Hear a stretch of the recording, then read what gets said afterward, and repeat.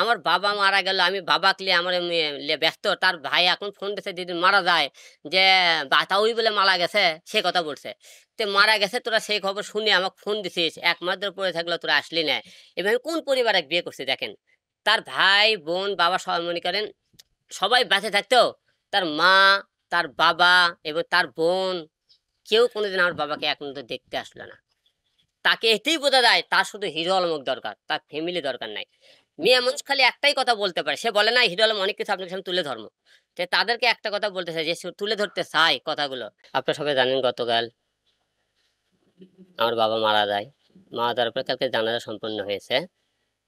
এই জানাজার সম্পূর্ণ হওয়ার মধ্যে কালকে সারাদিন আমি আমার বাবার মনে করেন জানাজা নিয়ে ব্যস্ত থাকার মধ্যে সারাদিন খালি নিউজ দেখতেছে হিরো আলম, হিরো আলম রিয়ামণিকে বয়কট বয়কট এই বিষয়ে প্রচুর মনে করেন নিউজ দেখতেছি আমি।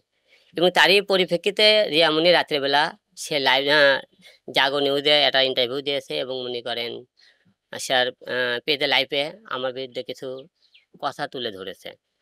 যেমন তিনি বলেছে যে হিরো আলমের বাবাকে আমি তার পাশে ছিলাম না, হিরো আলম মিথ্যে কথা বলেছে।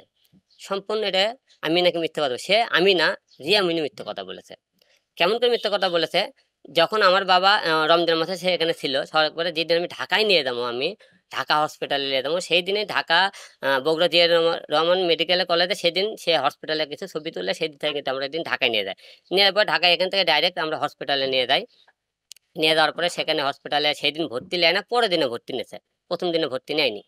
তারপরে বাসায় নিয়ে যায়, পরের দিন আমরা ভর্তি করি। ভর্তি করার পরে রিয়ামণি 1 দিনে 2 দিন আসছিল, তারপরে আমি করে সে আসেনি। তা আসেনি দীর্ঘ 32 দিন আমি হসপিটালে। আমার বাবা আইসিতে ছিল যখন, সে তখন বলছে সে আরেকটা কথা বলছে, আমি হিরো আলম যে মিউজিকে গানের ভিডিওর কথা বলতেছে, এই ভিডিওগুলো অনেক আগেকার। আপনারা 14, 15, 13, 10 এরকম তারিখগুলো ফলো করবেন তার পেজে, এবং মনে করেন হলে যে আরেকটা যে পেজে মনে করেন সে ভিডিওগুলো করেছে, সেই পেজে আপনারা দেখবেন যে সে আমার বাবা যখন আইসিতে ছিল সেই টাইমে সে মিউজিক ভিডিওগুলো করছে।